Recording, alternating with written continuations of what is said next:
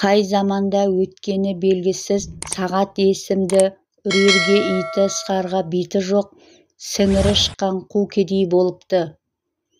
Ол бірде аштықтан көзі қарайып, басы ауған жаққа қаңғалақтап келе жатыпты.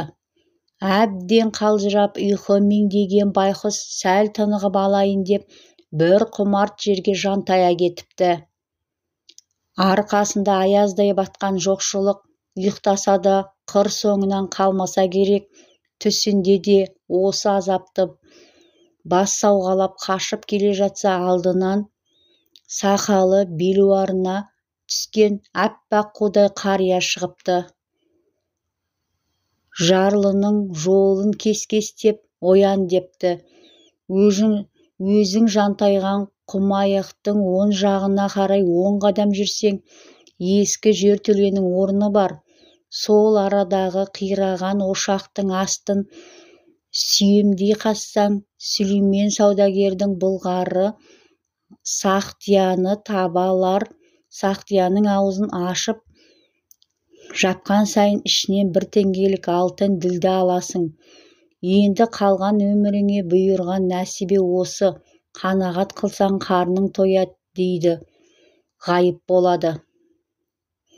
Жүрегі алып-ұшып орнына атып тұрған сағат ұйықтаған жерінен оңға қарай 10 қадам аттайды. Опырылған жертөленің оқпандай орнына кезігеді.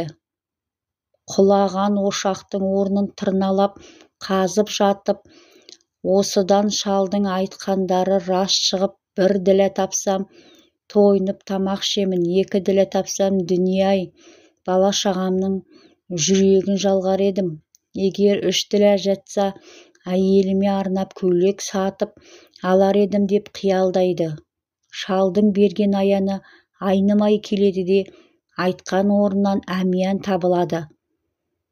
1 ашса 1 ділә, 2 ашса 2 ділә. Әмиянның 100 ашқанда үйіліп жатқан діләні көзімен жей отырып, қара құмының қақ ортасынан хан сарайдай күмбездей үй салуды армандайды.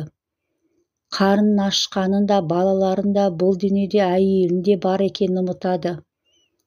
Көзіне қызғылт жасылды дүние елестеген сағат 1000, 10 000, 100 000 деп миллиард рет ашам дегенше арада 2 апта уақыт өтіпті.